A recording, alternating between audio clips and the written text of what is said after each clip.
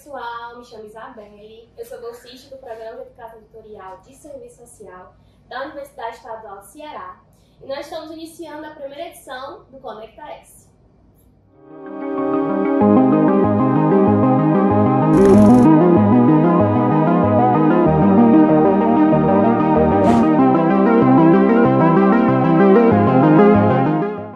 Então, gente, iniciando a minha audiodescrição, eu sou uma mulher de 1,60 m de altura, cis, branca, de cabelo preto, liso, estou vestindo a blusa roxa, como símbolo do PET Serviço Social da UES, e uma calça preta, sandália preta também. Então, falando sobre o nosso Conecta-S, né? Ele é um projeto que vem em formato de videocast e é uma atividade inovadora do nosso PET, já que a gente está realizando pela primeira vez esse ano. Também queria destacar que o PET Serviço Social foi fundado em 1991, consequentemente é o PET mais antigo aqui da nossa UES. Então nós estamos aí ao longo desses 34 anos contribuindo, né, nos eixos de ensino, pesquisa e extensão com nossos bolsistas, com os discentes do curso e com a comunidade acadêmica no geral. E a nossa temática que vai ser abordada hoje no nosso videocast vai ser o protagonismo feminino acadêmico e os 34 anos do PETS nos 75 anos do curso de Serviço Social no Ceará. Então, antes da gente iniciar com o nosso videocast, abordando essa temática, gostaria de destacar que a gente realizou uma atividade ontem em parceria com o NA, que é o Núcleo de Acolhimento Humanizado a Mulheres em Situação de Violência aqui da UES, e a temática abordada foi o protagonismo feminino político. Então, nós do PETS agradecemos imensamente pelo convite do NA, pela parceria e esperamos que esse seja só o início de trabalho conjunto que nós viremos a realizar. Também fazer um convite para vocês, hoje, no dia 9, nós estamos realizando também uma atividade no turno da noite. Será uma mesa redonda, também com a mesma temática que nós vamos abordar hoje no videocast, e em parceria com o CETROS, que vai levar uma apresentação cultural, né, de contribuição, para enriquecer ainda mais o nosso evento. Fiquem atentos às nossas redes sociais, ao nosso Instagram. Lá tem os nossos posts de divulgação para que vocês possam ter acesso à nossa programação e horários desses seminários de 75 anos do curso de Serviço Social no Ceará. E antes de eu passar para as nossas convidadas, que nós trouxemos hoje, 3 convidadas muito especiais, que vou apresentá-las já para vocês, eu trouxe o trecho para a gente introduzir a temática, para que a gente possa refletir um pouco antes do início do nosso debate, que diz o seguinte: o ensino superior sempre foi um espaço de desafios para as mulheres, que ao longo da história precisaram lutar pelo direito à educação e pela presença na pesquisa e na docência. Hoje, no entanto, vemos cada vez mais mulheres protagonizando a construção do conhecimento dentro das universidades. Mas quais foram os caminhos percorridos para chegar até aqui? Quais desafios ainda existem? E como programas acadêmicos como o PETS ajudam a fortalecer essa presença? Agora eu vou passar para a apresentação das nossas convidadas, vou falar um pouquinho sobre elas, sobre a formação e atuação acadêmica, e depois elas vão se apresentar um pouco para que vocês conheçam também um pouquinho delas. Começar com a professora doutora Lena Maria Passos de Souza Bezerra, que possui graduação em Serviço Social pela Universidade Estadual do Ceará, foi bolsista do Programa de Educação Tutorial de Serviço Social de 1993 a 1997, possui especialização na área da violência doméstica contra crianças e adolescentes pela Universidade de São Paulo, possui mestrado, doutorado e pós-doutorado em Sociologia pela Universidade Federal do Ceará, é professora adjunta do curso de graduação em Serviço Social da UES, é docente permanente do Programa de Pós-Graduação em Sociologia da Universidade Estadual do Ceará, é docente colaboradora do mestrado em Avaliação de Políticas Públicas da Universidade Federal do Ceará, é líder do grupo de pesquisa Margens, Cultura e Epistemologias Dissidentes, Margens UES, é coordenadora do Laboratório de Popularização da Ciência e Tecnologia das áreas de Ciências Sociais e Humanas, LabPop-UES, pesquisadora do Laboratório de Direitos Humanos, Cidadania e Ética, LabVida, e do Observatório das Nacionalidades, ONG. Agora eu vou apresentar um pouquinho da professora doutora Paula Raquel da Silva Jales, que possui graduação em Serviço Social pela UES, também foi bolsista do Programa de Educação Tutorial do curso de Serviço Social da UES entre os anos de 2005 e 2008.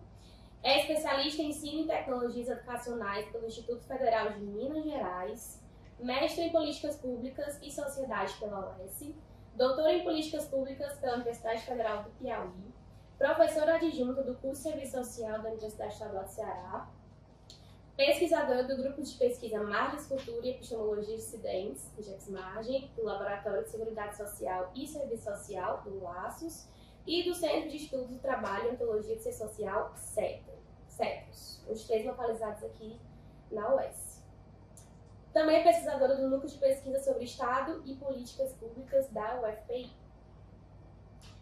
Por fim, apresentar a professora doutora Inaê Soares Oliveira, que possui graduação em Serviço Social pela Universidade Estadual do Ceará, mestrado em Serviço Social pela Universidade Federal de Pernambuco, doutorado em Serviço Social pela Universidade Federal do Rio Grande do Norte e é professora adjunta do curso de Serviço Social da Universidade Estadual do Ceará. Também foi bolsista do PETS entre os anos de 2012 a 2014.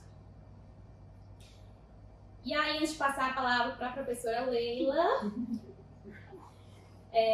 vou iniciar com uma pergunta que todas as nossas convidadas vão responder individualmente, né, para que a gente possa dialogar posteriormente. E a pergunta é o seguinte, professora. O que significa para você ser uma mulher na academia hoje?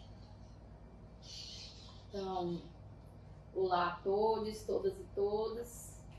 Eu vou começar com a minha audiodescrição. Sou uma mulher branca, de 1,56 m, cabelos naturalmente com fios brancos, mas há algumas décadas já pintados de castanho escuro. Estou vestindo um vestido preto com uma parte bege. Estou com alguns adereços, né, anéis nos dedos. Estou de batom, óculos. Sou uma mulher cis. E já vou passando para seu questionamento, né? Então, para quem nasceu nos anos de 1970, né, para mim é muito significativo. Hoje eu estou com 50 anos, quando eu entrei na universidade, eu tinha 17 para 18 anos.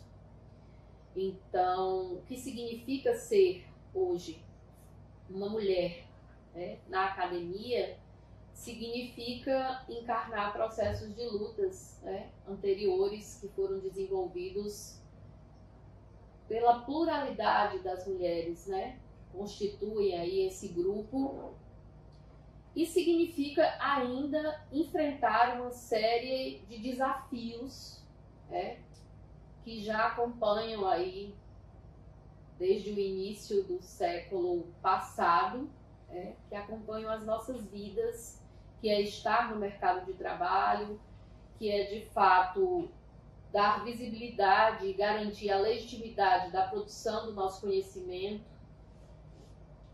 que é enfrentar questões que atravessam as nossas vidas enquanto mulheres, sobretudo em termos das violências, né?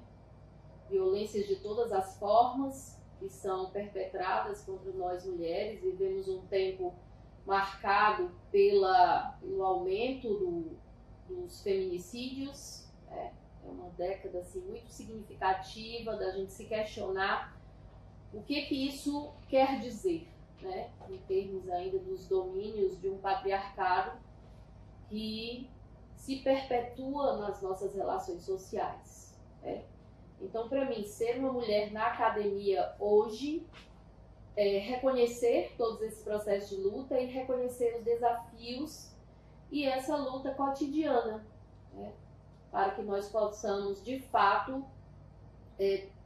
não só garantir essa legitimidade, mas também olharmos para o que muitas vezes nos torna ainda mais cansadas, porque temos duplas jornadas, às vezes triplas, muitas vezes a gente só pensa a gente pensa na maternagem, né, e do quanto nós ainda somos vistas como as cuidadoras por excelência em todos os sentidos, né?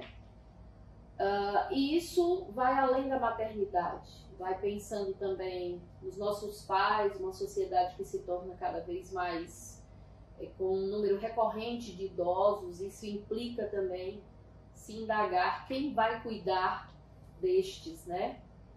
E quando eu penso também, acho que a gente pode desdobrar nas questões posteriores, né?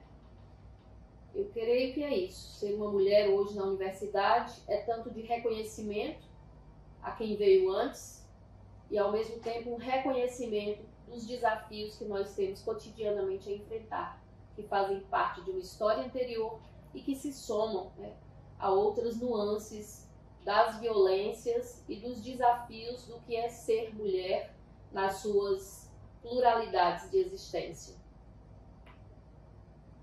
Eu já vou me apresentando, fazer minha audiodescrição. Sou uma mulher parda, né, de cabelos castanhos escuros, cabelo curto, Chanel, o cabelo está aqui no formato de Chanel, tenho olhos pretos, sou mulher cis, estou de blusa e calça, uma blusa de gola alta, azul escuro e uma calça preta. Sou professora, né, atualmente aqui do curso, mas como estávamos comentando aqui nos bastidores, né, Leila foi minha professora e tive a oportunidade também de dar algumas disciplinas para a Inaê como substituta, né. Então, assim, é muito significativo hoje para mim ser mulher e estar na academia, porque eu nunca me imaginei nesse lugar, né. Primeiro porque normalmente quem está nesse lugar da docência, normalmente são homens, né? Embora o nosso curso seja um curso extremamente feminino, mas também nós temos um conjunto aí de autores, né, e de intelectuais masculinos que ainda se perpetuam dentro do serviço social. E embora a gente tenha grandes referências femininas também, eu sempre achei que a questão de ser um intelectual na universidade fosse uma coisa que eu não conseguisse chegar lá, né? E aí, assim, a minha experiência de vida, né? Eu entrei aqui na universidade já pegando, na realidade, as conquistas, né? Que a época da Leila teve que lutar, né? A geração da Leila teve que lutar para conquistar, né? Acho que eu e Inaê já chegamos aqui num contexto um pouco melhor, né? Posso dizer assim, um contexto um pouco melhor de conseguir saber que as mulheres têm direito à educação. Pelo menos assim, na minha época, enquanto criança, parecia ser uma coisa mais comum entre as famílias garantir a educação tanto para os meninos quanto para as meninas. E aí eu já entro na universidade em 2003 em um contexto em que essa universidade está se ampliando, né, como estudante e tudo mais, num curso que é extremamente feminino. Então a gente também não vai sentir tanto essa diferença, embora a gente perceba que existem questões de gêneros que aí está colocado, né, mas é um curso extremamente feminino. Mas o que para mim traz de novo ser uma mulher na academia é essa questão de ser considerado, ou de poder estar num lugar que sempre foi considerado de grandes intelectuais, né? E hoje eu me considero também uma grande intelectual, né? Dentro do meu contexto de estudo, de trabalho, né? Acho que a gente criou uma percepção equivocada do que é essa intelectualidade, né? Que é aquele profissional que se tranca dentro do quarto, que produz coisas incríveis e não sei o que. E eu acho que eu venho num período que a gente também vai mudando um pouco dessa visão intelectual. É aquele também que constrói junto com os sujeitos que estão ali com você.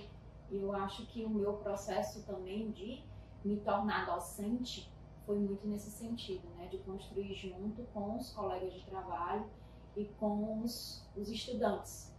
Então, para mim é muito significativo hoje estar na academia, nesse lugar, e saber que muitas das colegas que estão aqui hoje, né, ajudaram também no meu processo formativo, né? Então, saber que a gente é um conjunto de tudo isso, né? E que podemos ser mulheres que estamos aí nos colocando com voz em vários outros espaços, né? A maternagem, eu falei depois, que aí é mais complexa.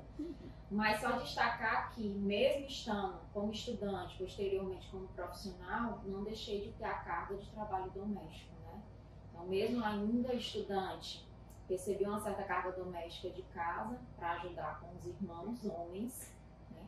E depois de casada, tenho que dar conta também dessa casa, dividindo algumas responsabilidades, mas assumindo a maioria delas, né? Então, isso é o nosso contexto ainda, que precisamos ainda superar algumas dessas opressões que vêm do patriarcado. Dando prosseguimento, depois de ouvir aqui minhas duas professoras, fica até um pouquinho difícil apresentar outras questões, mas posso partir de algumas delas em questões mais particulares da minha trajetória de vida. Mas anteriormente me audiodescrever, né? Eu sou uma mulher negra parda, de cabelos pretos, mais ou menos médios, né? Cabelos médios aqui abaixo um pouco dos ombros.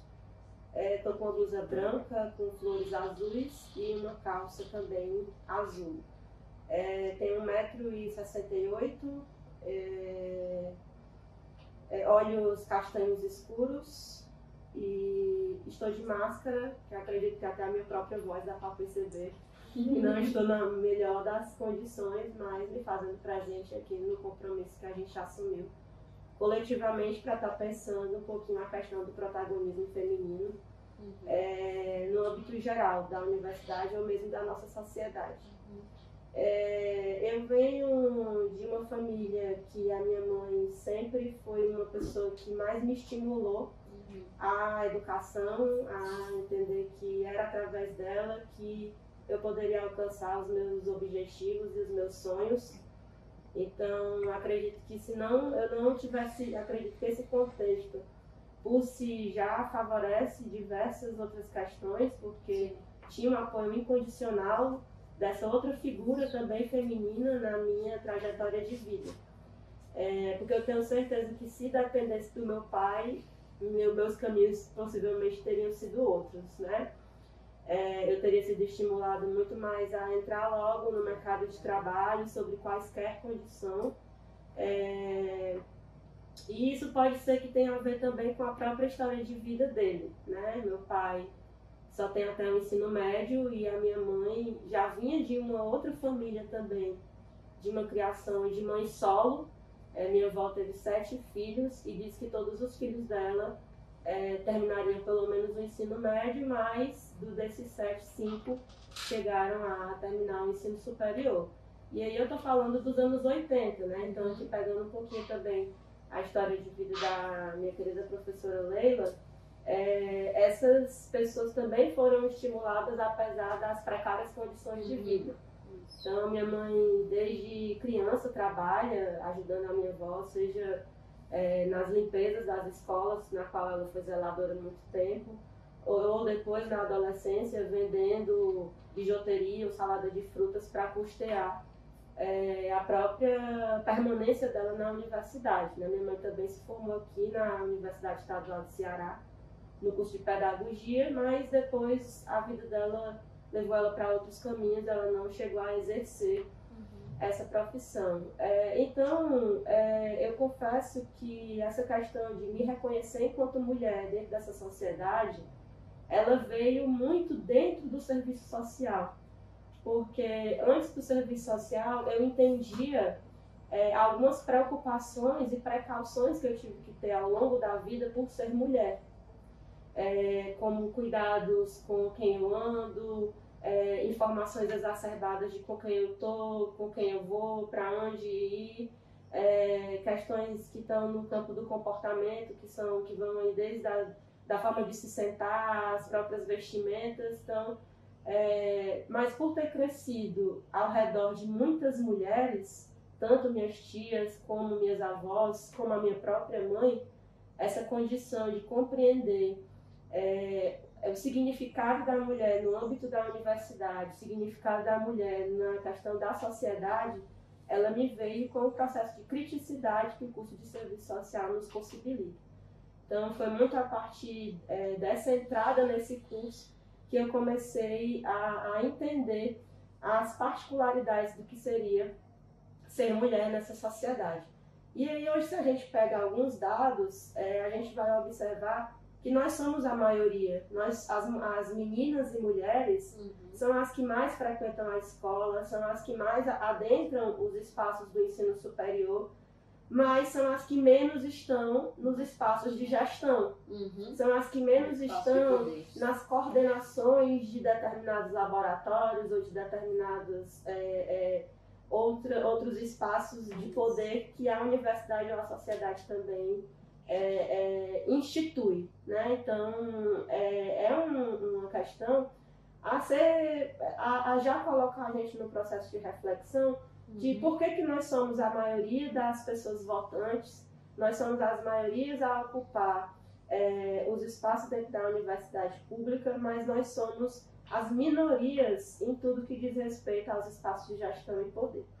E aí isso vai trazendo outras reflexões sobre o que é que entendem sobre os nossos corpos, o que é que entendem sobre as possibilidades e capacitações que a mulher pode ou não ter. Então, estar na universidade hoje, e aí eu pego um pouquinho também as palavras da professora Raquel, não sei se eu me imaginava chegar nesse local, né? Então, acredito que, além de ter a ver com as trilhas que eu segui da minha vida e os esforços que eu também desempenhei para isso, eu não posso deixar de reconhecer que isso só foi possível pela trajetória de várias outras mulheres que vieram antes de mim. Desde aquelas mulheres que lutaram para que a gente tivesse direito à educação, como também as que lutaram para que a gente tivesse direito à educação superior. E não só, mas que a gente tivesse também direito a opinar sobre as questões políticas da nossa sociedade, e aí eu estou me referindo mais especificamente à questão do direito ao voto. Então, só estamos ocupando esse espaço hoje porque milhares de outras mulheres vieram antes de nós. E sempre que eu escuto e penso sobre essa questão, eu me lembro muito da Virginia Woolf, né, no livrinho que ela escreveu chamado Profissões para Mulheres, no qual, durante todo aquele período do século XIX, século XX, as mulheres eram colocadas como incapazes, inclusive, de pensar. Então, ela escreve várias cartas para escritores daquela época que diziam que as mulheres elas não conseguiam fazer nada que não fosse imitar os homens. Então, eu sempre me lembro disso porque as cartas são super interessantes, inclusive fica a dica dessa leitura para vocês, de como ela vai mostrando, na verdade, que isso tudo tem a ver com os processos ideológicos que o patriarcado vai impor sobre os corpos dessas mulheres, né? Então, estar hoje na academia, para mim, é sinônimo de muita resistência e luta de nós mulheres para estarmos ocupando esse espaço. Que temos muitas lutas ainda pela frente para outras equiparações urgentes e necessárias. E a minha mãe disse também que a minha língua cresceu depois que eu entrei no curso. Aí também foram alguns conflitos que eu tive dentro do patriarcado ali, porque foram alguns momentos de resistência até eu conseguir lidar melhor com a situação. Apesar delas estimularem também, o patriarcado ainda também habita nelas, né? Então, somos responsáveis por outras demandas, de fato, que elas estão lá, não, vai estudar, você tem outras questões aí da sua vida para você lançar para frente, mas, né? E aí, que bom que por elas nós avançamos, né, Raquel? E eu acho assim que todas as nossas mães, né, nos seus contextos, têm muito orgulho do lugar que nós chegamos hoje, né? Minha mãe sempre, eu vejo ela falar de onde eu estou com os olhos brilhando. E eu tenho certeza que as mães de vocês também, os olhos brilham quando falam de vocês.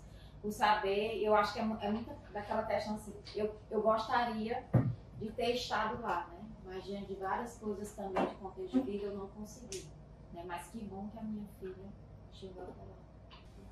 Assim, também introduzindo-se na conversa de vocês, me intrometendo, né, na conversa de vocês, eu compartilho muito da realidade da professora Inaê, porque também cresci rodeada de mulheres, né, meus pais se separaram, eu era muito novinha, então fui morar aí com minha tia, com meu avô e com a minha mãe, e minha mãe só terminou o ensino médio, né, minha avó nem isso, mas minha mãe, assim como a da professora Inaê, sempre teve essa consciência, né, de que o caminho era educação, né? Então ela sempre se sacrificou muito e me apoiou muito e foi muito determinante para eu chegar onde eu cheguei hoje, né? Então também gratidão às mulheres que passaram pela minha trajetória, que fazem parte da minha trajetória, para que eu conseguisse adentrar na academia e me formar, eu vou me formar, e conquistar também meu espaço no mercado de trabalho. Então, assim, dando continuidade, mas também pegando o gancho aqui da nossa discussão, né? Então, é fato que ao longo das últimas décadas, como vocês bem trouxeram, as mulheres passaram a ocupar mais esse espaço da universidade, mas ainda enfrentam barreiras, né? Tanto na graduação quanto na docência. Então, a pergunta, reflexão que é média, né? Como é que vocês enxergam essa transformação, né? Que desafios ainda permanecem atualmente? Começar por mim de novo? Palavra toda sua, professora. Eu creio que, primeiramente, é pensar que nós não estamos falando de uma mulher universal. Então, quando a gente pergunta sobre esses desafios, eles serão diferenciados considerando essa pluralidade das mulheres que hoje nós temos na universidade. Tendo em vista que mulheres brancas tiveram acesso muito antes das mulheres negras e de indígenas, ciganas, que assim, estão ao longo desse processo em lutas no tempo presente, para de fato terem legitimidade dentro do campo universitário. Então, olhar para essa pluralidade das mulheres é também olhar, quando a gente pensa quais as barreiras, olhar também para as estruturas da nossa sociedade. Eu gosto de pensar nessa tríade que envolve o capitalismo como um dos eixos estruturantes, o racismo e o próprio patriarcado e a multiplicidade das desigualdades de gênero, que vêm ainda presentes no nosso cotidiano. Então, do meu lugar de fala, enquanto uma mulher branca, acho que um dos desafios maiores hoje é de nós conseguirmos, de fato, como Inaê já antecipou, ocupar lugares de poder, ocupar de fato esses lugares de poder e, estando na universidade, não sofrermos situações de violências, sobretudo do assédio moral e não só, mas o assédio sexual. Eu creio que isso está presente no nosso imaginário, né? Quando Inaê fala aí das várias recomendações que nossos pais faziam, tem a ver também com esse lugar historicamente construído de que nós somos territórios também de violações, né? Os corpos territórios, os nossos corpos territórios, que é algo que também atravessa a própria história brasileira, a história da colonização, e que essa miscigenação é fruto de vários e vários estupros, além das expropriações. E isso também está presente para nós mulheres de uma forma geral, mas vai assumindo configurações distintas quando nós pensamos nessas várias diferenças entre nós, sobretudo dos corpos de mulheres negras. E o quanto isso se enraiza por dentro da universidade, pensando no racismo estrutural, mas pensando também no racismo institucional, de como isso vai atravessando todas as instâncias dentro da universidade, seja na graduação, seja também quando ocupamos espaços de poder, como foi o caso mais recente da ministra do Tribunal, não sei, eu acho que é o Superior Eleitoral, né, que é uma mulher negra ocupando um espaço de poder, mas que isso não invalidou, né, o racismo que ela sofreu naquele momento, que é algo cotidiano também dentro da universidade. O serviço social é um curso eminentemente feminino desde o seu nascedouro, mas temos que entender também as mudanças dos perfis de estudantes e docentes ao longo das décadas. Nos anos 70 e 80, vem a entrada da classe trabalhadora com muito mais força dentro da universidade, até porque é o momento também que os cursos são, assim, pensando no curso de serviço social, ele vai ser assumido pelo Estado, mas essa classe trabalhadora ainda não era pensada nas suas diferenças, de gênero, de raça, de etnia, de região, de territórios, porque quando a gente pergunta também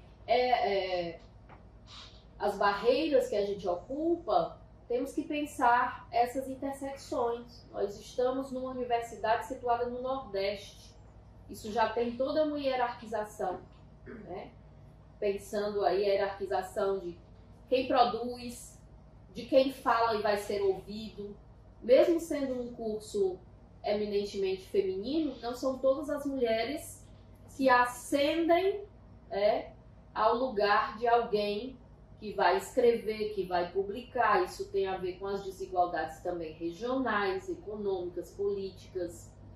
Temos que ver todas essas interseções.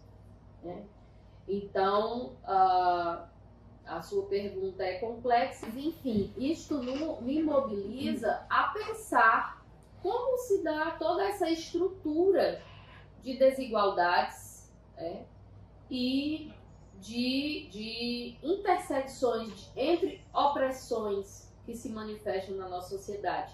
E o quanto isso vai estar presente na dinâmica cotidiana da nossa universidade. E aí pensando isso também numa relação com outras universidades do país. Você ser uma professora no Nordeste, você vai sofrer as cargas e também os preconceitos em relação ao teu lugar de fala em termos regionais. Mas, ao mesmo tempo, é preciso pensar também a tua posição social dentro dessa estrutura, de que grupo social você participa. Acho que é um pouco pensar essa multiplicidade, que não dá para responder assim só como é que a Leila enxerga as várias barreiras, mas de como é que nós também, eu estou muito com reconhecimento hoje, o reconhecimento social, porque em sendo uma mulher branca, precisamos reconhecer o racismo. E aí o racismo contra a população negra e como é que isso se manifesta no nosso cotidiano. Estar atento a isso, para mim também, é um repensar do meu próprio lugar de fala, da construção da minha subjetividade que se dá nesse entremear. Porque eu vou estar numa sala de aula, numa atividade de formação, que ao mesmo tempo que eu ensino, eu também tenho que aprender e a me modificar. E como é que eu também posso fortalecer estas outras mulheres que chegam na universidade, e que chegam das camadas populares, e que às vezes a gente diz, todo mundo vem da classe trabalhadora, mas é preciso pensar que os processos de trabalho se redefiniram. Hoje, quando você pensa num filho da classe trabalhadora, não necessariamente é um trabalhador que tem proteção social, que tem garantia de direitos. Pode ser o filho ou a filha do motorista de Uber, que não tem nenhum direito social, trabalhista lhe garantido no seu cotidiano e da sua família. São mulheres que vêm também dessas camadas populares e que vêm das margens urbanas, que vêm de dentro de favelas. Então, por mais que seja um perfil da classe trabalhadora, é preciso ver que esse perfil ele tem se redefinido. E eu considero que isso é algo que ainda é uma barreira fundante quando essas pessoas estão chegando na universidade.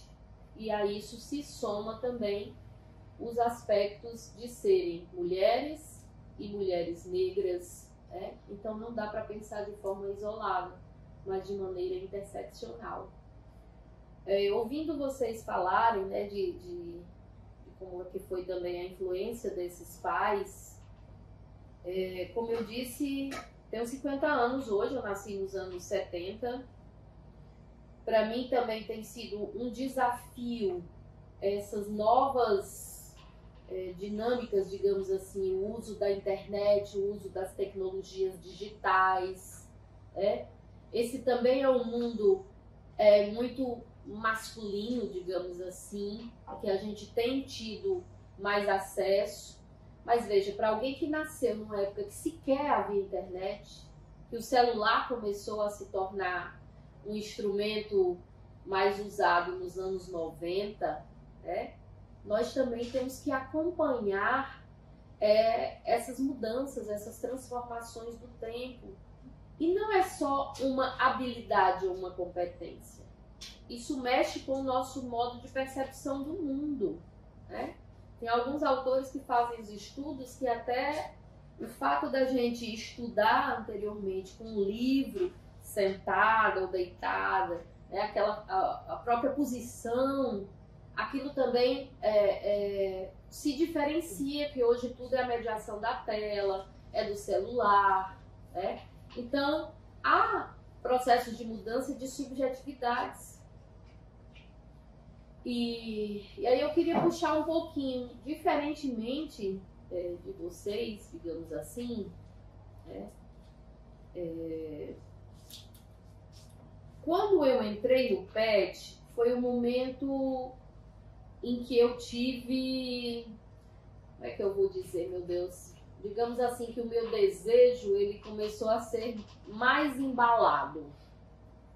Quando eu entrei no PET de serviço social, e você falou 34 anos, né, de PET, de serviço social, então eu entrei quase quando foi criado, porque eu entrei em 93. Sim. Eu entrei em 92 na universidade, a gente tinha 2 vestibulares, eu entrei na turma da noite, permaneci na noite até o final e peguei a primeira tutora do PET, que foi a professora Leise Távora, de França Silva, foi nossa primeira tutora. Então, no PET é que o meu sonho de estar nesse lugar, ele começou a ser mais embalado, digamos assim. Eu venho de uma família, eu só conheci minha avó analfabeta, com 8 filhos, ficou viúva com 34 anos. Ela criou todos eles. Com tudo o que ela podia fazer, de lavar roupa, de fazer comida, assim, se ela fritasse um ovo, era o melhor ovo que alguém poderia fazer. E ela incentivou todos os filhos e filhas. Então, para mim, ela é uma grande referência. Ela tinha 1,50 m, magrinha, pequenininha, escorpiana, forte, migrante do interior do Ceará. Por isso que eu disse, não é só falar ser mulher na universidade, mas é uma mulher nordestina na Universidade do Nordeste. E o que isso implica, e o quanto essa marca da migração, ela também é forte para mim. Desse nordestino também que enfrenta com força, sem perder a sensibilidade, mas que a fortaleza, literalmente, ela tem que estar com sangue no olho ali cotidianamente para existir e continuar existindo. Minha mãe começou a trabalhar com 16 anos. Minha mãe tem horror a trabalho de casa, tem horror à cozinha. Então, meu espelho era, a minha mãe era contadora. Minha mãe ocupava um lugar que era de homens, né? Porque contador, uma mulher contadora, não era muito comum. Então, para mim, aquilo dali era, eu já me espelhava nela. E meu pai era marinheiro de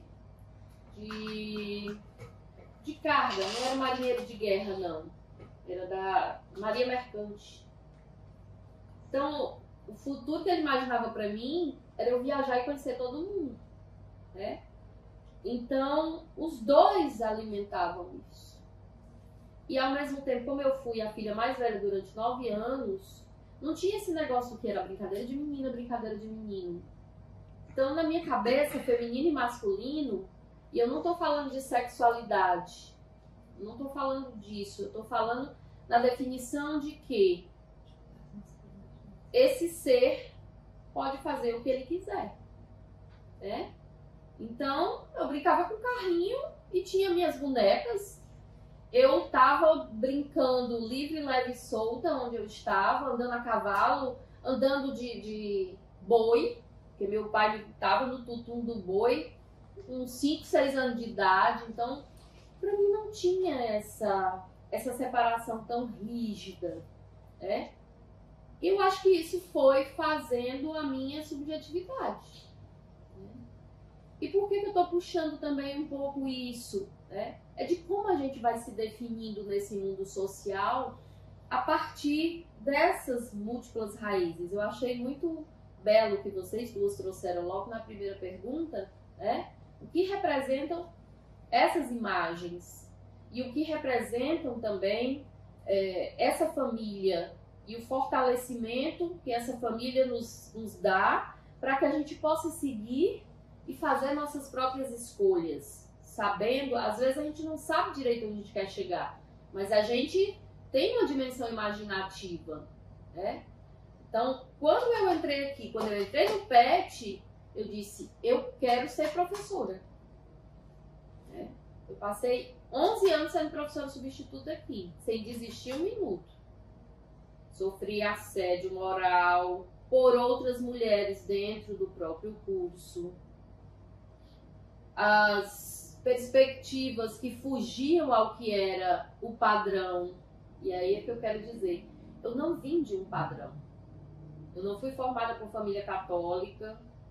Então, para mim, pensar-me dentro de outras formas de religiosidade, assim, não me incomoda tanto. Mas eu acabava sempre me sentindo incômodo. Eu era sempre inadequada. Estava sempre falando o que não era para ser falado. Estava sempre me posicionando da forma que não era para ser. Estava sempre lendo autores que só 10 anos depois o povo começa a ler. Aí vira moda, né? Então eu acho que também, quando a gente pensa nos desafios dentro da universidade, a gente precisa conhecer quem é que está chegando na universidade. Quem são nossos estudantes? De onde é que eles vêm? Que famílias são aquelas? Quando a gente vai conversar com mulheres, e sobretudo jovens mulheres negras, que chegam até a universidade, tem sempre outras mulheres ali do lado. Tem sempre um fortalecimento ali. Às vezes tem também a religiosidade, que às vezes é diversa dos padrões, né? Porque o serviço social nasce dentro da Igreja Católica. E ainda tem muito de messianismo em certas práticas e discursos. Muitos professores ainda são católicos. O problema não é a religião ou a fé em si, mas é como é que muitas vezes a gente transforma, traz os dogmas e quer trabalhar como se a universidade fosse também uma igreja, onde a gente tivesse que fazer catequese e a gente tem que dogmatizar muitas coisas e acaba excluindo pessoas, excluindo pensamentos, excluindo possibilidades, sonhos, alternativas de caminhos, né?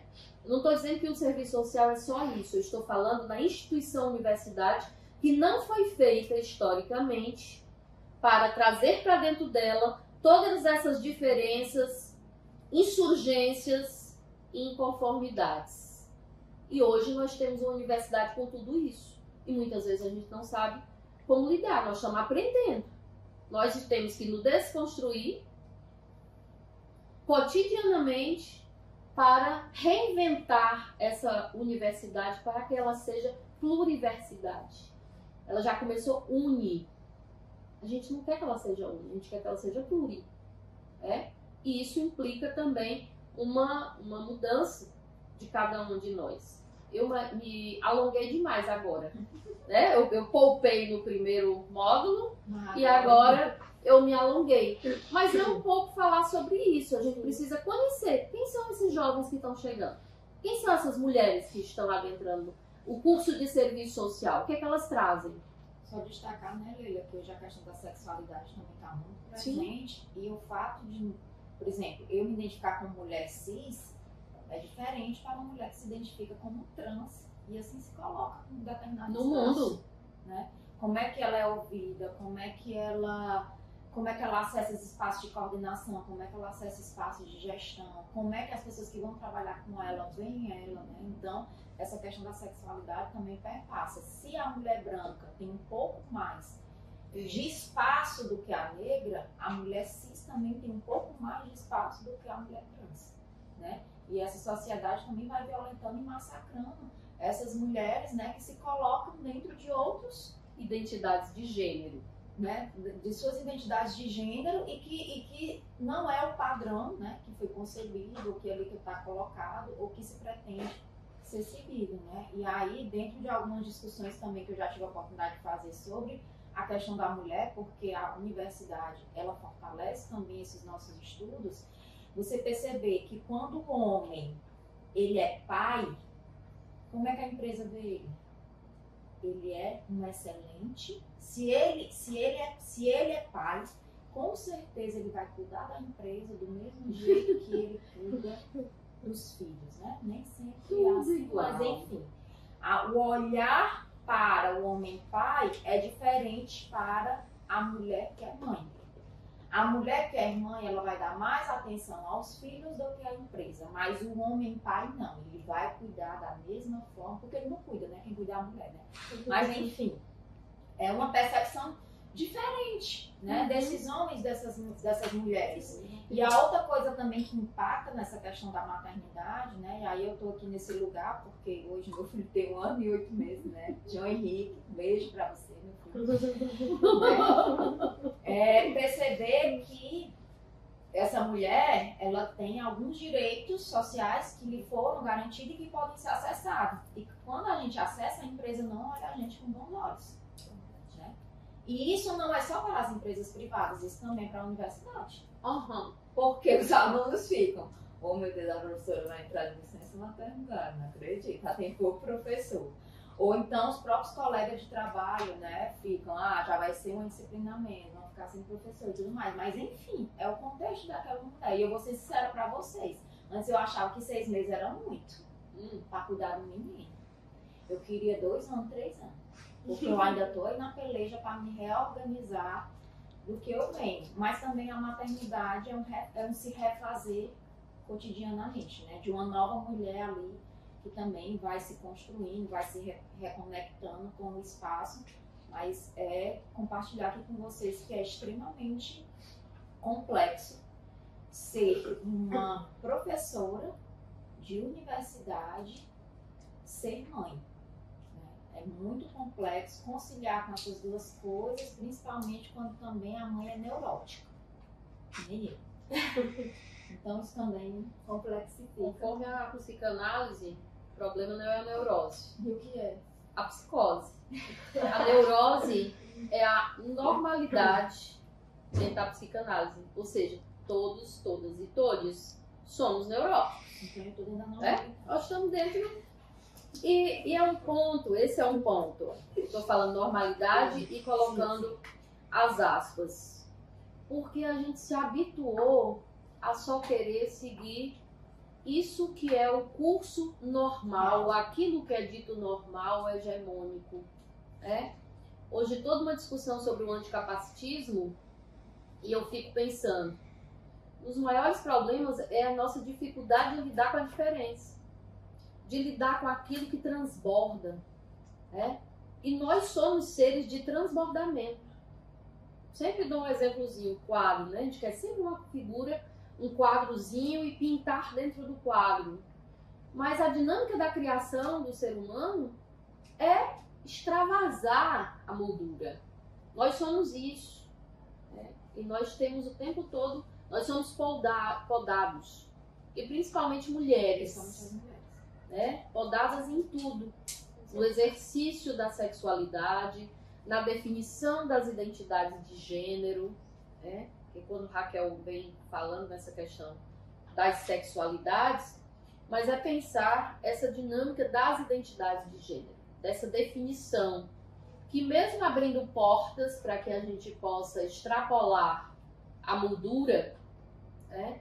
Ela ainda é muito, muito bem delineada, né? Sempre tem uma marcação específica, sempre tem um carimbo que a gente vai levar conosco, como se a gente não pudesse, nas identidades de gênero, ser ao mesmo tempo aquilo que foi dito como sendo do feminino e aquilo que foi dito do masculino, né?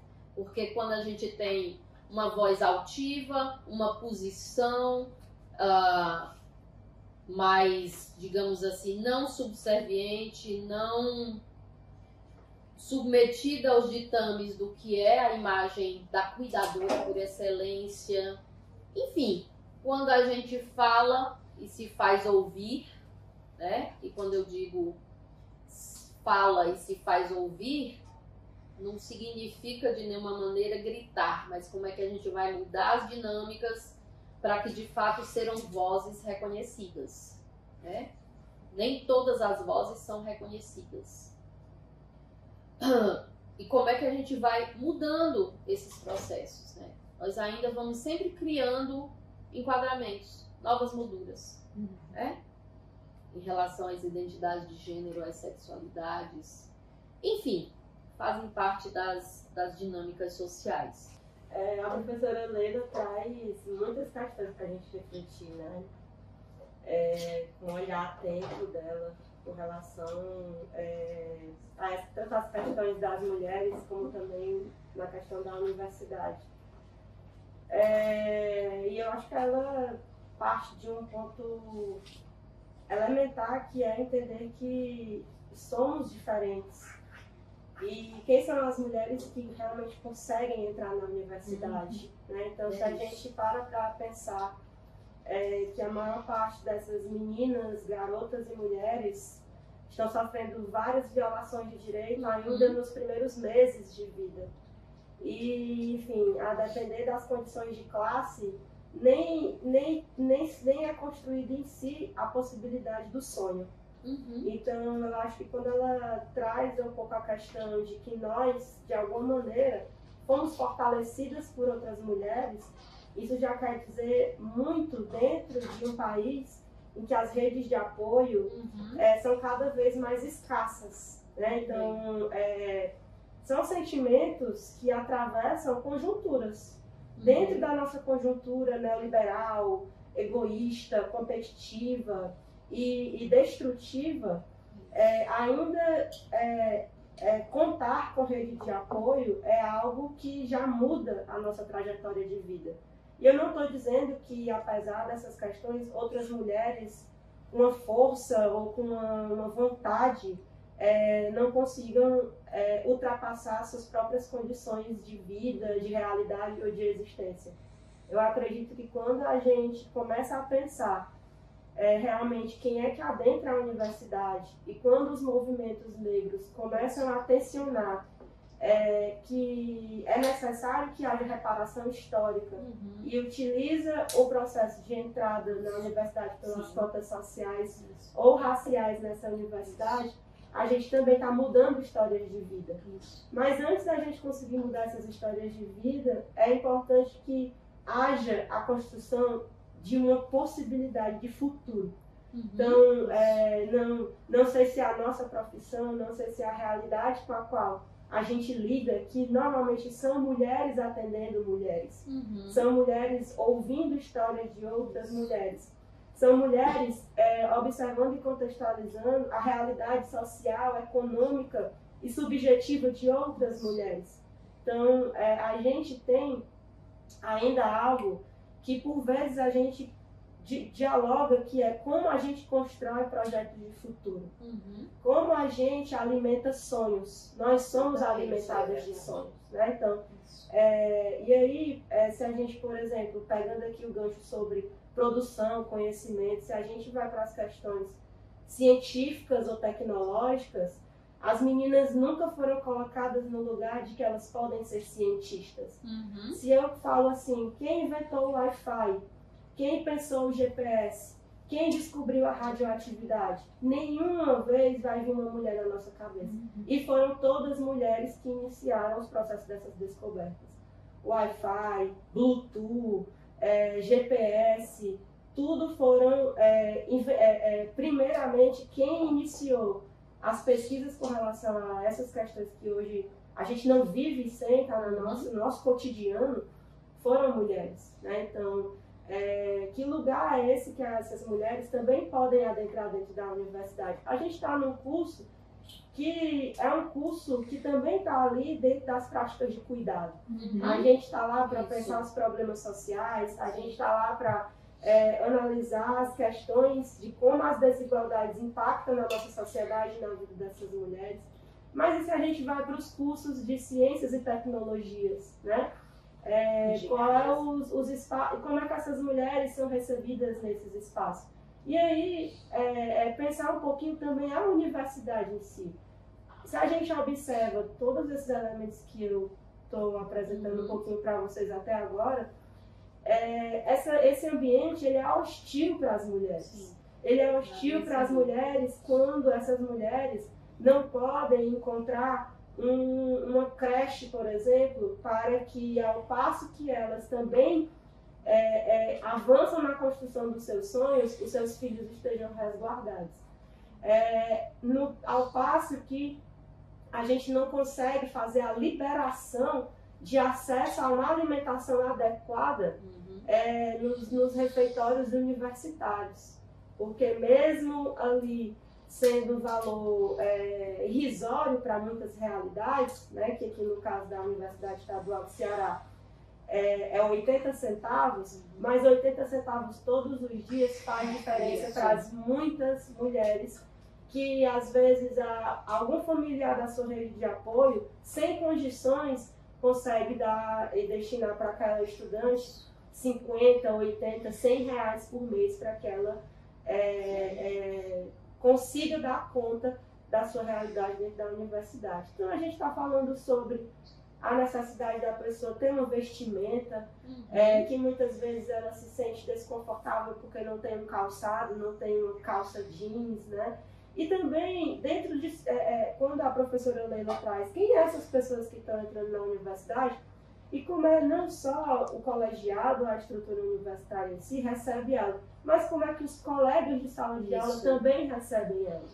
Então, se a gente está pensando numa mudança, ela é uma mudança que parte de cada um de nós, mas que parte também de um coletivo geral, de entender que a gente desconhece a história de vida das pessoas que convivem com a gente naquele lugar, né? Então, eu acho que essa questão de observar como que a universidade também estimula políticas de permanência dentro dela é algo que precisaria ser elencado de uma maneira mais urgente e realmente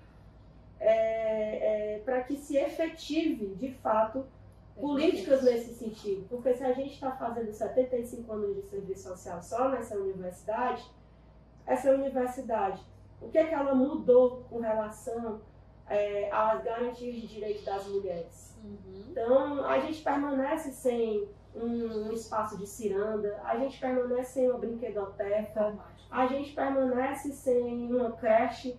Isso com uma universidade que começa a existir para formar profissionais, principalmente professores, para a sociedade cearense. Então, como é que essa universidade que pensa a formação de professores não tem uma creche modelo, não tem uma escola modelo, não tem espaços para demonstrar como essas questões são importantes e impactariam na vida desses estudantes, né? Então, a gente também disputa o que é essa universidade, porque a universidade ela não está fora da sociedade, da realidade. Então, todos os problemas que estão na nossa sociedade também vão atravessar a universidade. Só que aqui a gente está num campo mais reduzido, em que as potencialidades poderiam ser melhor elaboradas, né? Então,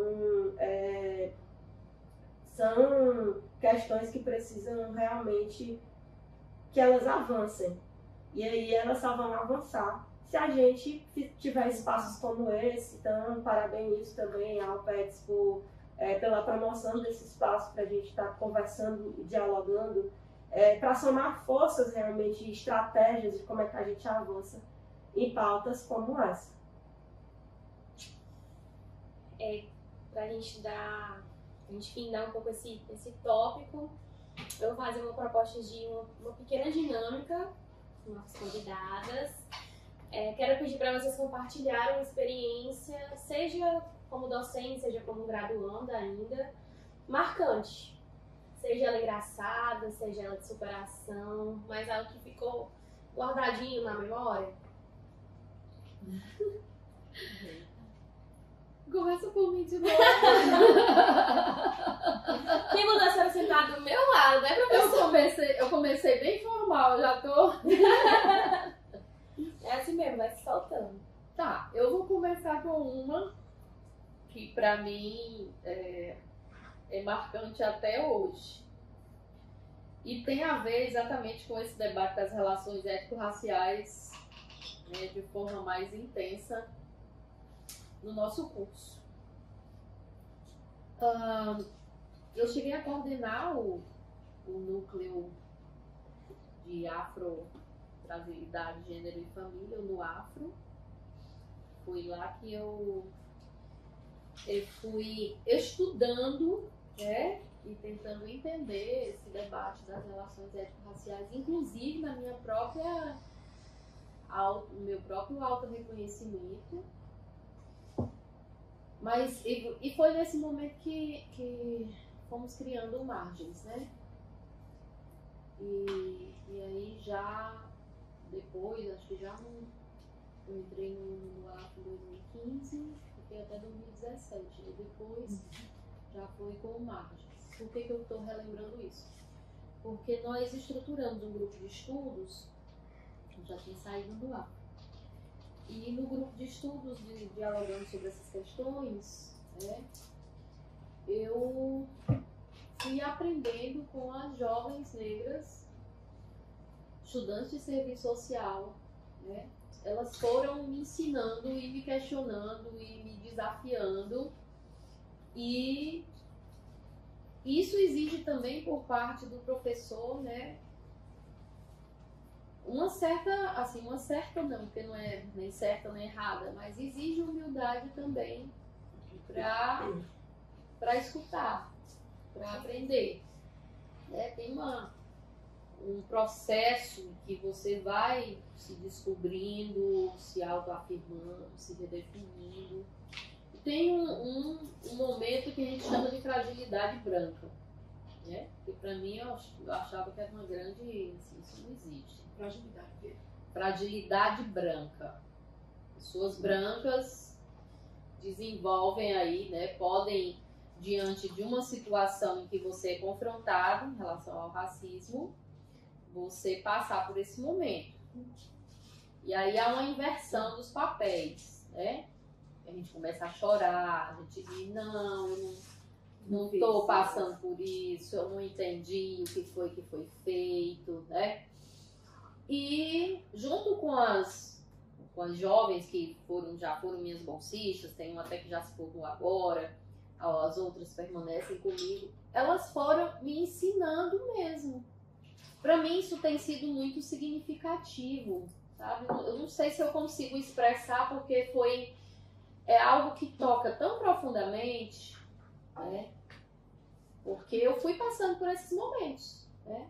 A gente chora, a gente nega, até a gente ir aprendendo, inclusive que o nosso lugar não vai ser o mesmo lugar de ser uma referência dessas jovens. Por mais que você seja um professor que dê atenção, que tenha cuidado, né? Porque é preciso você ter uma referência de uma corporeidade negra aonde ela se identifique. Para mim aquilo era muito difícil de entender, né? Não é que eu não estivesse fazendo o meu papel, mas eu nunca conseguirei estar naquele lugar. E aí eu não estou falando do lugar do sofrimento, não. Eu estou falando do lugar da educadora que vai ser a referência para aquelas pessoas jovens negras. Porque elas precisam de outras para elas reconhecerem e para elas saberem que elas vão poder ultrapassar essas barreiras. É algo que é um fortalecimento. Então, ter mais professoras negras no serviço social e pessoas que se reconheçam como tal e que sejam reconhecidas por outras. Porque não é só uma questão de autoidentidade. Eu posso me identificar como uma pessoa negra do ponto de vista cultural, mas isso não quer dizer que eu vá ser reconhecida pelos pares, né? E isso é necessário. Né? E elas foram me ensinando isso, de saber até que ponto eu posso ir nesse processo educativo, nesse processo de ser aliada e saber qual é o momento que o protagonismo é delas e que vai precisar de uma referência que faça parte do universo delas, para que elas possam caminhar mais e voar mais, digamos assim, mais alto.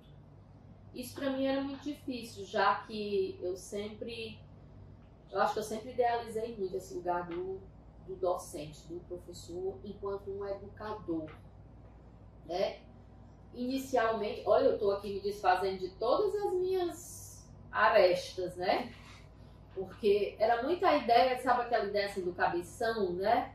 A gente fala muito, né? De alguém que é razão o tempo todo, de que tem que deter todo o conhecimento, que é impossível, mas a gente sempre alimenta essa ilusão, né? É uma grande ilusão. Mas o momento em que eu me deparei com as fragilidades, com essa vulnerabilidade, com essa precariedade, foi um momento em que eu sofri bastante, viu? São processos muito densos. Mas foi um momento em que eu me senti melhor, né? Em que eu me reconciliei, digamos assim, com a minha dimensão mais emocional e consegui, de fato, reconhecer que para você produzir conhecimento, para você criar conhecimento, para você ser uma educadora, você precisa conciliar razão e emoção, você precisa reconhecer como é que essa subjetivação está sendo produzida em relação. Eu conto engraçada. Tá bom, eu já contei a triste, né? Não foi triste. Foi triste. Não. Quando eu fui fazer a seleção do PET, né, eu não ia tentar. Aí uma amiga, a Railene era potência, ainda é. A Railene, não, faz, eu já tinha um dia de inscrição, eu dei a doida, juntei todos os documentos e fui fazer, né. E essa foi a única seleção do PET que a comissão, né, a organizadora da seleção, quis fazer uma dinâmica de grupo. Foi a única vez que teve seleção com dinâmica de grupo. Aí teve... Foi com a Mary? Foi em 2003. Quem foi a banca? Era a professora Helena, né? A Tereza.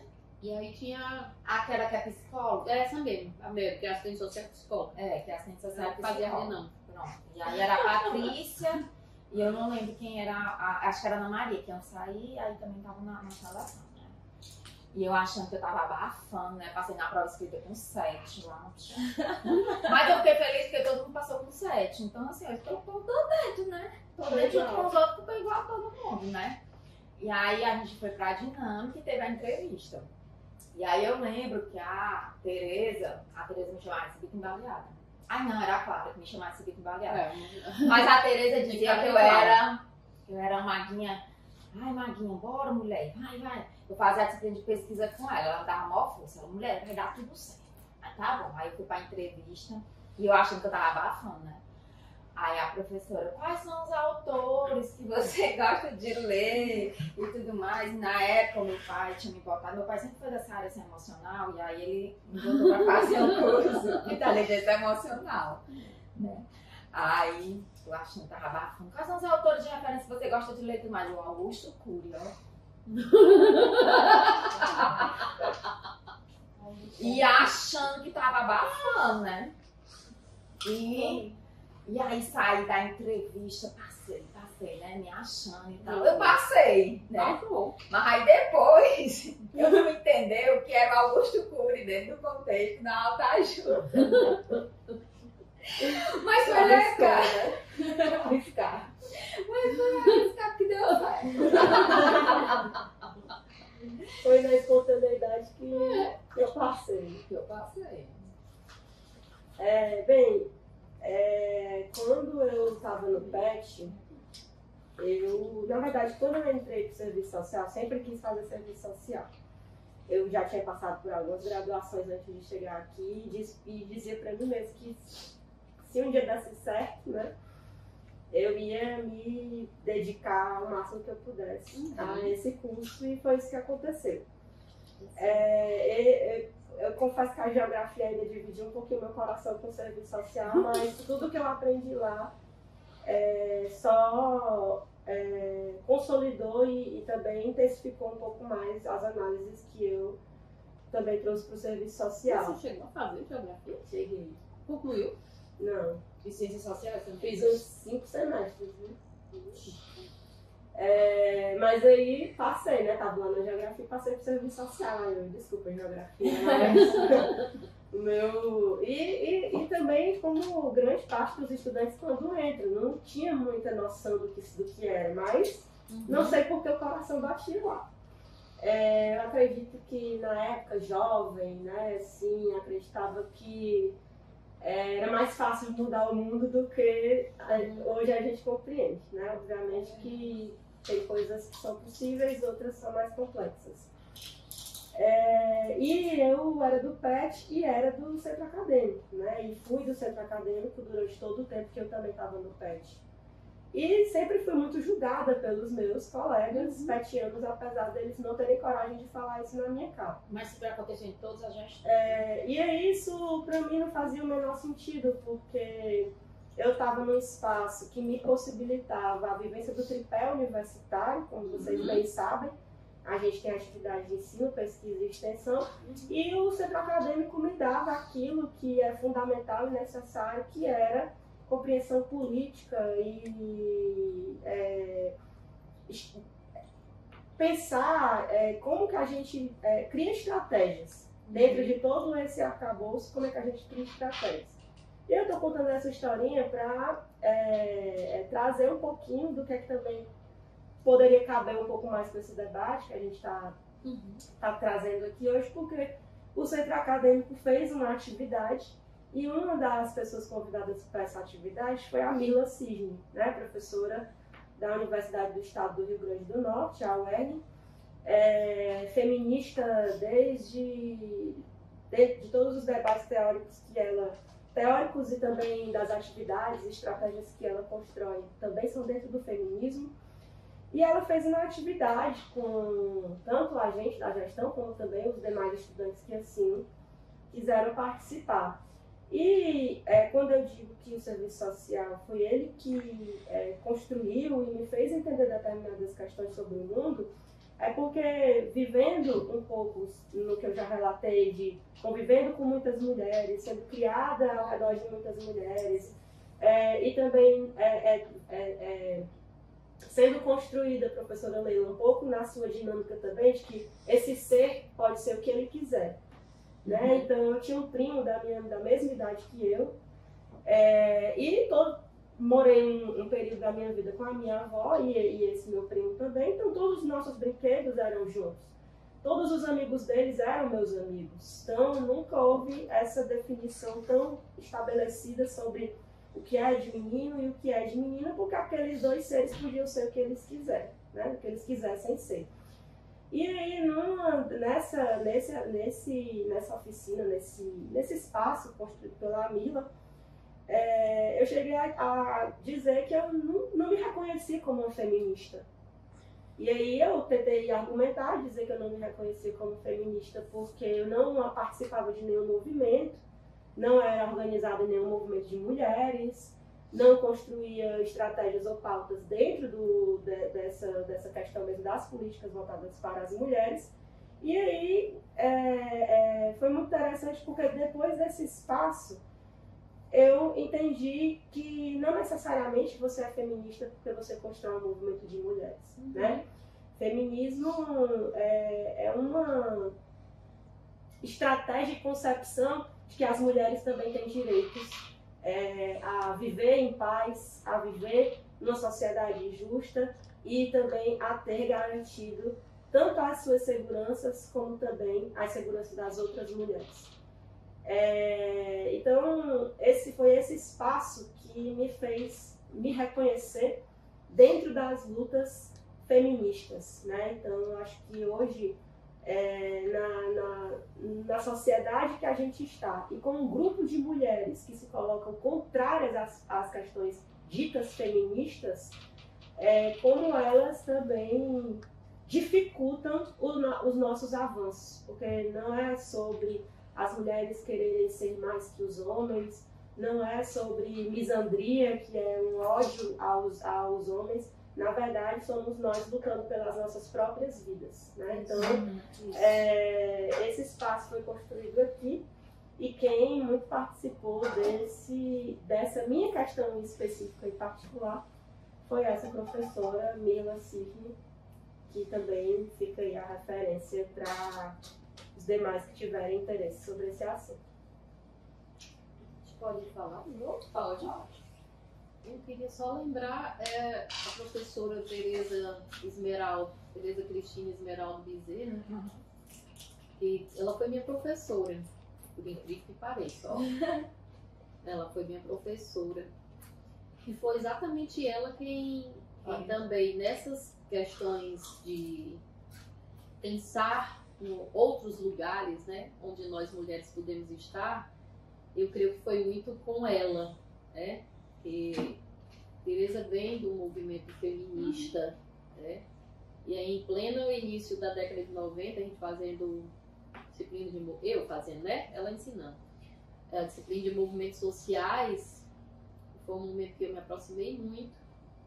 E a gente eu ia junto, aprendendo, né? Ia para o movimento das prostitutas do Ceará, né? Eu acho que elas foram uma das, digamos assim, foi um momento onde elas estavam nessa liderança também de luta, né? Muito forte. Aí quando você falou, eu só pensei na Tereza, porque quando se falava em feminismo, me vem muito assim, como referência dentro do serviço social aqui da UES, e não necessariamente, assim, embora ela tenha sido do movimento, mas o que você diz, não precisa estar especificamente dentro do movimento, mas em termos das atitudes, da forma como se posiciona, da forma como cuida de outras mulheres também, tem sido uma referência. Eu acho que não é por acaso que dentre as mudanças na Universidade Estadual do Ceará em relação a esse olhar para as mulheres, e aí me referindo à questão anterior também, né, que você falou, a própria criação do núcleo de acolhimento às mulheres em situação de violência, daqui da universidade, do nosso NAR, que agora está fazendo também 8 anos. Está todo mundo de aniversário. E o quanto que isso tem representado, porque também veio das lutas das jovens da UES. Eu falei na figura da Tereza porque quando eu penso no feminismo, ou nos feminismos, e penso na universidade, na experiência que eu tive, eu me reporto a ela. Mas reconhecendo também que o NAR foi uma conquista das próprias estudantes, né? E já são outras mulheres se reconhecendo aí nesses processos de luta. Porque se não fossem essas jovens, o NA talvez não existisse.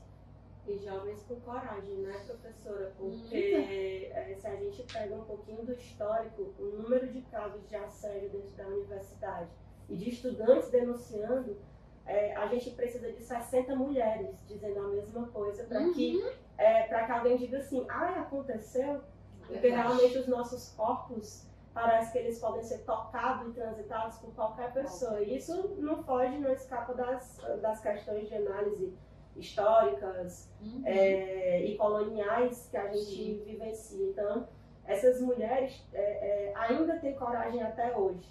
Ainda mais num país que é recorde no número de feminicídios, elas irem lá fazer uma denúncia e muitas vezes ter que mudar toda a vida delas por causa dessa questão em específico. Mas quantos casos a gente não teve que ouvir, quantas mulheres não tiveram que ir lá falar que também sofreram aquilo, fazer compilados para que a voz delas pudessem ser escutadas, né? Então, uma mulher só, ela não consegue ter a sua voz escutada sozinha. 60 mulheres, às vezes, não conseguem ter sua voz escutada.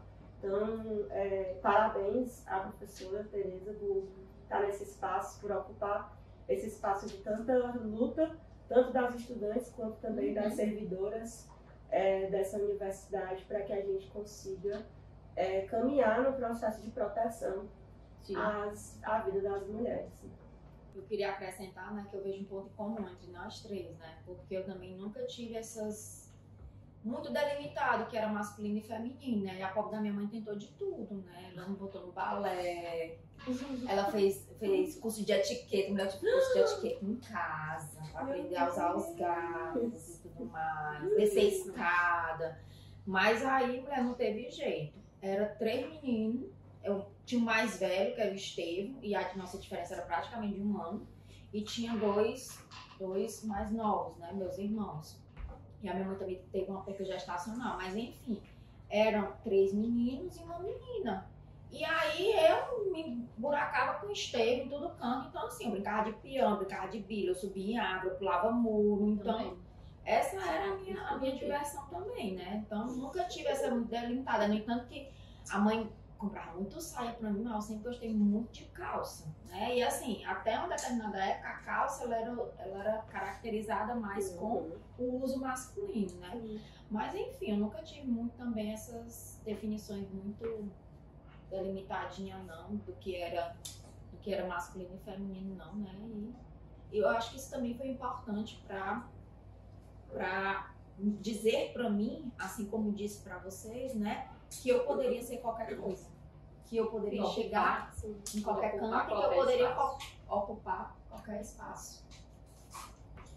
Agora a gente trazendo esse debate, né, desse protagonismo feminino, agora linkando mais com o PETS, né, com a trajetória especificamente de vocês no PETS. Então eu gostaria de saber como é que esse programa impactou, né, nessa trajetória de vocês, como é que ele contribuiu para a formação também de lideranças femininas no serviço social. Eu vou logo. Melhor. Fala. Assim, uma coisa que foi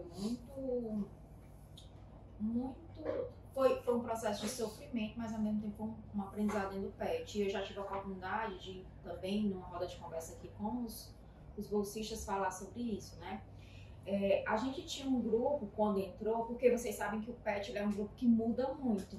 Porque a cada semestre, todo ano, tá entrando gente nova. Então, às vezes entra 2, às vezes entra 3, mas na minha época entraram 4. E logo depois entraram mais 4. Então, assim, foi uma mudança do quadro muito grande.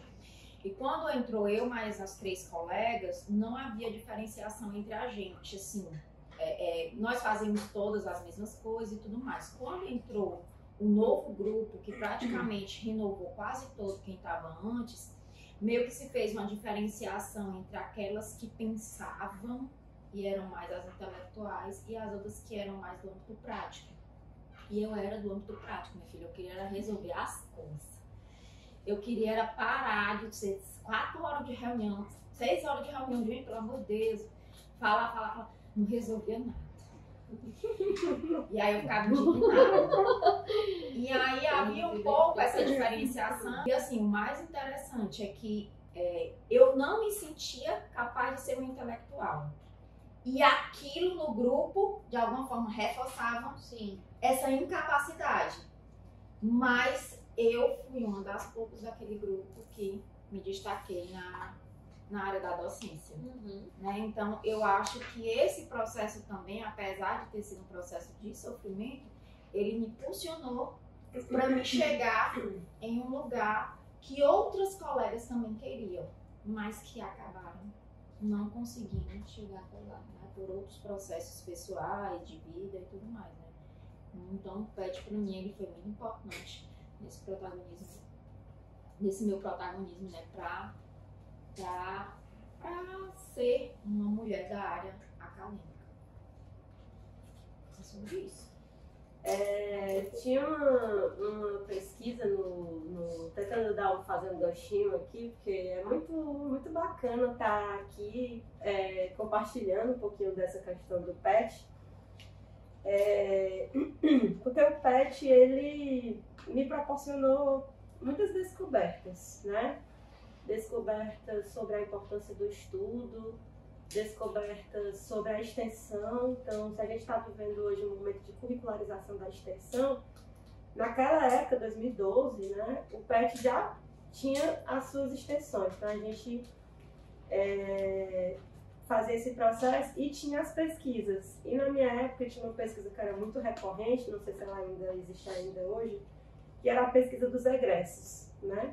E era pesquisar para saber como estava a vida das pessoas que passaram pelo PET. E eu achava interessante, mas ao mesmo tempo eu me sentia um pouco insegura, Raquel, pegando um pouco essa questão da incapacidade, né? Porque eu ficava me perguntando, meu Deus, quando for a minha vez que os bolsistas do PET forem fazer a pesquisa comigo? Onde eu vou estar, né?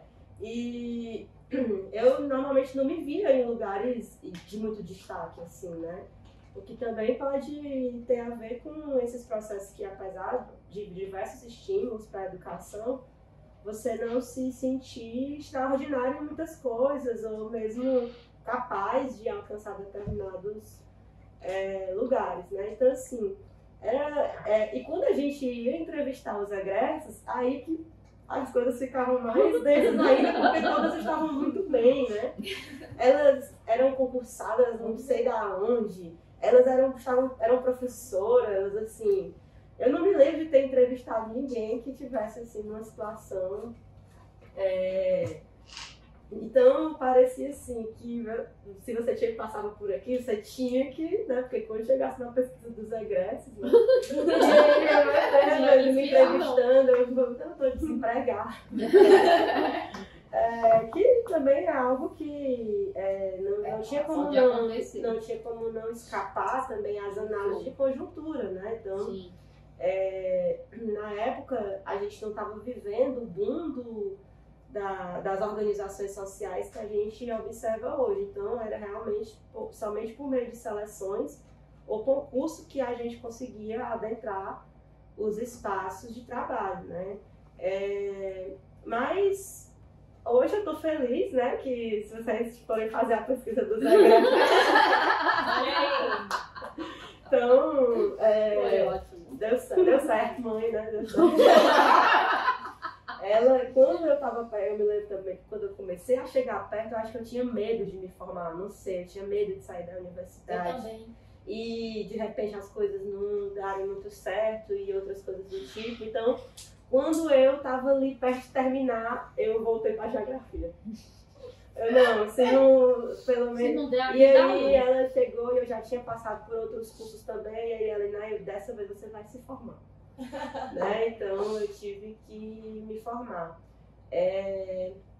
Mas, assim, o PET tem um diferencial no serviço social porque ele é feito por mulheres, né? Normalmente a gente tem um bolsista homem em cada uma das gerações. Na minha época também tinha o Marcelo, né? Marcelo Patrício, que foi meu colega de PET, praticamente ficamos talvez mais de um ano e meio. Patrícia, né? Ainda juntos. Hoje, aqui as meninas também tem o Afonso, né, que eu acredito que ele ainda está aqui. Então, mas do resto, éramos nós, mulheres, né? Então, querendo ou não, eram mulheres na extensão, mulheres na pesquisa, mulheres nas questões de ensino, tudo pensado por nós. Então, isso já dava pra gente, querendo ou não, o PET ele tem esse diferencial, né, tanto da possibilidade da permanência dos estudantes por um período muito maior e mais longo do que as bolsas de iniciação científica ou de extensão, então dava ali uma consolidação também para você se forjar enquanto um estudante que vai atravessar o tripé da universidade como um todo. Não é fácil, vocês sabem disso, né?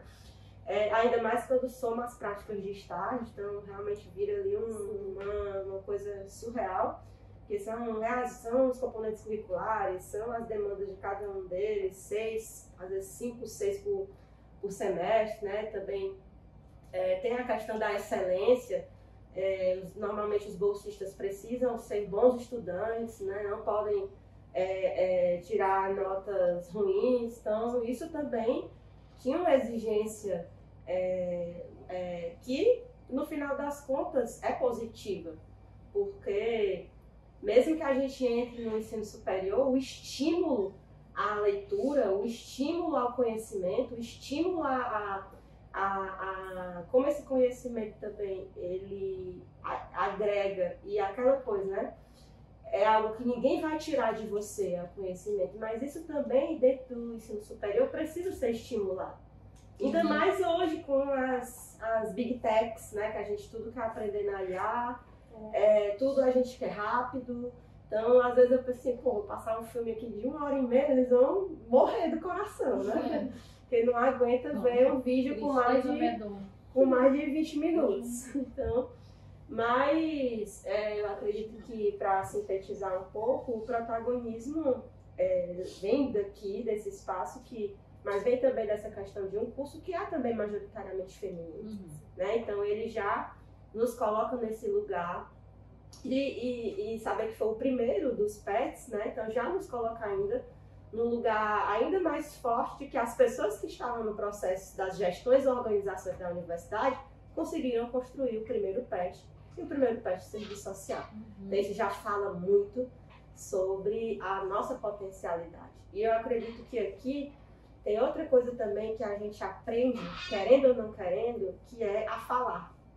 Então, normalmente nós, enquanto mulheres, nós não ocupamos os lugares de fala, nós não gostamos de falar no microfone, nós não gostamos de fazer intervenção, nós não gostamos de estar à frente desses espaços, porque a gente não foi criada para isso, né? Muitas vezes assim, eu vou lá falar o quê?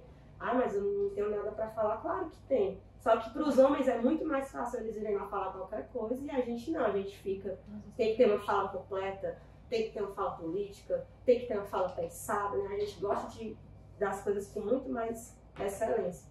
E aqui a gente aprende a estar à frente das atividades. Então, por exemplo, são vocês duas mulheres que estão à frente dessa atividade, que tiveram que entrar em contato com a gente, que tiveram que nos solicitar informações, como são vocês também nos projetos de extensão, que também estão à frente. Então, vocês elaboram, vocês constroem e vocês executam. Então, isso já demonstra aí um protagonismo imenso do que o PETS também pode contribuir na trajetória pessoal e profissional de cada uma de nós, né? Como é que o PETS impactou sua trajetória e de que forma ele contribui para a formação de lideranças femininas no serviço social? Bem, lá vou eu de novo. Vou fazer igual a professora Helena. Quando a gente chega numa certa idade, a gente começa a contar a história. Mas, como eu disse, eu entrei em 1993. Entrei no segundo semestre. No segundo semestre foi feita a seleção, eram 5 vagas, né? E a minha tutora foi a primeira tutora do PET, professora Neise Távora de França Silva. Então, nós não tínhamos ainda, até o nome era Programa Especial de Treinamento Não era programa de educação tutorial, programa especial de treinamento. Era um lugar que era pensado já para formar futuros docentes da UES. Docentes do curso de serviço social. Era isso. Quem estava lá eram 12 bolsistas, eram 13 mulheres juntas, pense. O nosso não tinha nenhum homem. Não tinha nenhum. Então, diferentemente de vocês, nós não tínhamos muita extensão, né? A nossa responsabilidade, muito fortemente, era a formação, né? Então, era uma carga de leitura muito grande. Eu não vou dizer, assim, não tem como eu dizer para vocês que nessa época o PET fomentou essa dimensão de uma mulher mais aguerrida, protagonista, né? O nosso protagonismo era estudar, e muito, era uma carga exorbitante de estudo, de leituras, que ia dos filósofos, das concepções de Estado, da formação socio-histórica brasileira. Depois a gente tinha que se organizar nos seminários para apresentar para o curso. Então, o PET ainda tinha uma imagem muito, acho que, não vou dizer negativa não, mas era assim como se fosse um nicho de excelência, um pequeno guetozinho que se escolhia ali, aquelas 12, e que elas iriam ter acesso a possibilidades que o restante do curso de fato não tinha, né? Nessa época, ao contrário, os estágios em serviço social, como só era o S, então tinha muitos estágios bem remunerados, nós não tínhamos que disputar a tapa as vagas com universidades privadas nem nada, então havia sempre a possibilidade de você estar estagiando e ganhando bem, né? O que eu posso dizer é que o PET de serviço social para mim, ele foi quase que eu vou colocar nesse patamar, em termos de uma salvação. Em que sentido? Se eu não tivesse conseguido entrar no PET no final do segundo semestre, eu teria que trabalhar, né? E isso para mim era... assim, eu ficava muito amedrontada, né? Porque meus pais sempre garantiram, dentro das possibilidades, eu estudei a vida inteira com bolsa. A vida inteira, gente. Foi com bolsa. Mesmo no ensino fundamental, no básico. Então, eu sempre tive um punhal na minha cabeça, né? Eu dá vontade de chorar. O Arthur acha. A bicha vai chorar no último take. Porque era assim, meu pai dizia, chegava pra mim, ó, se você não passar, perder a bolsa, aí você vai pra escola pública, aí você já sabe como é que vai ser. Então, o ensino básico todo foi na escola pública, mas a partir do ensino médio eu fui para o ensino privado com bolsa. Nós não tínhamos Enem nem nada disso, então tinha que ser o vestibular. Então, quando eu consegui essa bolsa, pra mim, assim, foi tudo. Porque era com aquilo dali que eu pagava xerox, porque até então, minha mãe trabalhava no município. Nessa época, ela tinha se aposentado, mas estava trabalhando de novo no município, para garantir a xerox, a merenda, os ônibus, né? Essas coisas que são básicas que vocês sabem que a gente tem que manter aqui, almoçar no restaurante universitário. Então, entrar no PET para mim foi esse primeiro divisor de águas. Estar nesse grupo, poder me dedicar integralmente ao ensino. Ou ao estudo, porque acho que eu já queria o ensino, né? Foi um ato falho.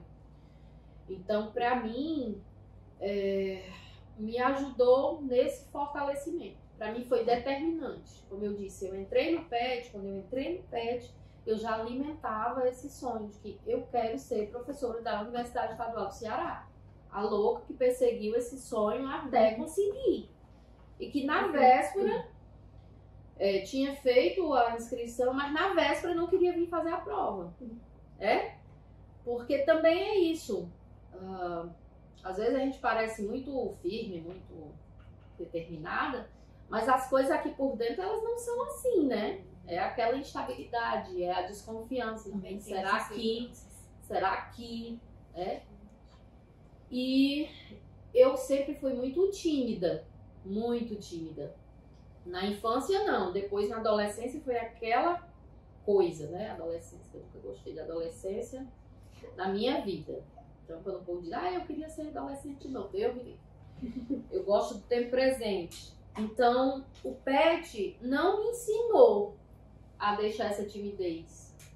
Às vezes era uma coisa forçada, né? Porque eu tinha que estar lá na frente, porque eu tinha que estar fazendo seminário, porque eu tinha... Então, me trouxe esse processo de sofrimento que eu também só consegui trabalhar, e aí é no âmbito mesmo da psicanálise mesmo. Trabalhar foram anos e anos trabalhando, porque não era a questão, não era o PET que tinha me provocado aquilo, não era a tutora que tinha me provocado aquilo. Aquilo já estava em mim e que eu precisava entender, porque o PET estava a me estimular as potencialidades que eu poderia vir a desenvolver. Mas se não tivesse tido o PET, talvez eu não estivesse aqui. E talvez... quando veio a geração da professora, sob a tutoria da professora Helena, ela conseguiu dinamizar, ela conseguiu trazer e fazer o link da formação ensino, pesquisa e extensão. A professora Neise, na última turma, eu já estava saindo, ela começou a trabalhar um projeto de pesquisa ali na Comunidade do Sossego, fazendo extensão lá. E o PET já foi se transformando. Mas eu creio que quando entrou a tutoria da professora Helena, isso começou a se ampliar. Em síntese, posso dizer que entrar no PET de serviço social, eu creio que eu colocaria 2 pontos fundamentais. O primeiro, do ponto de vista de garantir a minha permanência universitária, que nem se falava nisso na época. E o segundo, de uma formação estruturada, digamos assim, fundamentada. De fato, com relação a isso, me ajudou bastante, dada a centralidade do PET na minha época ser exatamente os estudos. Os estudos que deram base para a minha reflexão mais crítica, para ampliação sobre o próprio serviço social. E também me abriu horizontes para pensar fazer pós-graduação em outras áreas. Então, professoras, se vocês pudessem deixar uma mensagem para as jovens mulheres que estão adentrando no curso de serviço social e sonham com essa carreira acadêmica, qual seria? Vai ser Então, meninas, mulheres, acreditem em vocês, acreditem nos sonhos que vocês cultivam, mas saibam que esses sonhos também precisam de compromisso, de dedicação e de estudo. Então, nunca deixem de acreditar nos estudos, e na possibilidade libertadora da educação. Então, prossigam nessa realização que vocês guardam e não se deixem desestimular pelas adversidades que porventura irão encontrar no caminho de vocês. Idem. E bidem. Só persistência, paciência, também às vezes é importante, paciência para vivenciar cada momento de vida, né? A gente tem muitos estudantes, Leila e Nay sabem que após a pandemia não tem computadores e trabalham pelos celulares, porque a tecnologia ficou um absurdo depois da... Já era, né? Se tornou pior ainda em termos financeiros, então não tem acesso à tecnologia. Então, ter paciência, muita luta, persistência e encontrar também nós, professoras, apoios, né? Para que a gente possa superar as adversidades. Sei o que é pior, ficar por último ou ir primeiro. É para vocês rirem também. Eu eu acredito sim, né, que a educação tem uma perspectiva emancipatória, né? Faz muito tempo que eu deixei cair por terra que estar nesse espaço acadêmico é fruto de meritocracia, então esse lutem, estudem,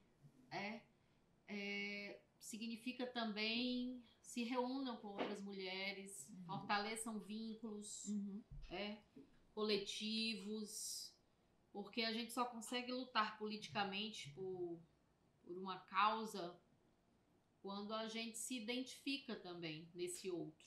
A gente reconhece nesse outro uma dimensão ontológica de igualdade. Igualdade com diferenças. E essas diferenças é que nos fortalecem. Então eu creio que a mensagem é essa. Eu comecei brincando, né? Sou danada, estudem. Mas compreendendo que o processo educativo ele não é só pegar o livro e encher o cabeção de muitas ideias, mas de teorias, né? Mas que a gente saiba colocar em movimento essas teorias para pensar a realidade, para pensar a nossa realidade, a nossa existência dentro dessa multiplicidade das teias das relações sociais, porque sozinho a gente até consegue construir uma carreira, Minha psicanalista brincava muito com essa história de carreira, porque a gente só vive nos corre, né? Correndo todo o tempo para tentar dar conta. Mesmo. Mas enfim, sozinho a gente até consegue construir uma carreira interessante, ter um emprego bem remunerado, mas não dá pra gente viver ou existir no mundo sem reconhecer esses outros. E aí, no nosso caso, sem reconhecer essas outras. Então, a mensagem é essa, né? Já que somos indivíduos sociais, que a gente possa reconhecer em nós essa sociedade, essa pluralidade, que a gente esteja junto, fazendo incidência política nas áreas que a gente se identifica mais, sabendo que a pesquisa e a publicação vai ser interessante para o currículo Lattes, mas qual é o sentido e quais os efeitos que ela vai ter nas vidas das pessoas que estão envolvidas naquela situação. Eu acredito muito nessa potência da produção de conhecimentos, mas quando ele vem com reconhecimento de saberes, quando a gente faz essa ligação entre aquilo que eu estou fazendo e quais os efeitos aí do ponto de vista ético, político e social. Às vezes você está trabalhando com um tema que não é tão referência assim num curso como serviço social. A gente discute, por exemplo, violência sexual contra criança e adolescente. Mas, enfim, como é que isso, na universidade e fora da universidade, a gente pode fazer a incidência política, É uma atuação política. Não dá para esquecer que nós somos sujeitas políticas. Às vezes a gente não precisa dizer nenhuma palavra, mas as nossas corpas dentro da sala de aula, a nossa presença já é uma manifestação de resistência. E com a educação a gente vai aprendendo cada vez mais a potencializar tudo isso que a gente carrega, sem esquecer jamais de onde a gente veio. Esquecer das origens, jamais, porque isso nos fortalece. A memória, ela alimenta a produção do tempo presente e do que a gente quer para o futuro. Quando a gente olha para trás e a gente sabe quem são essas outras mulheres, sejam referências daquela que sempre esteve dentro do lar, às vezes a gente também desqualifica muito, esse estar dentro do lar, essa mulher que passou a vida inteira cuidando dos filhos. Essa é a base da reprodução social que dá também sentido e valoração ao sistema do capital, Mas também foram elas que nos cuidaram e que alimentaram e embalaram nossos sonhos, e as possibilidades de nós estarmos aqui. Nós, mesmo quando elas se forem, elas sempre serão parte de nós, em cada coisa que a gente faz, né? Às vezes não para reproduzir, né? Eu vou ser a mulher do lar, mas eu vou ser a mulher que assumiu compromisso com aquilo que está fazendo, que sabia que não estava brincando com um bebê reborn, estava embalando uma criança de carne e sangue que precisava ser alimentada não só do ponto de vista da comida, do alimento, mas também do alimento dos sonhos, dos valores, das responsabilidades, das possibilidades. Acho que é isso. Foi muito longa, né, a mensagem, mas é isso. Então, Valeu aí, gente, Pet. caminhando aí para o nosso videocast, primeira edição. Gostaria de agradecer muitas professoras, né? Pelos relatos, desabafos, contribuições, né? E também pela atenção e disponibilidade, né, prestada a nós. E se você gostou do nosso conteúdo, se identificou, curte, compartilha, comenta e até a próxima edição do Conectar.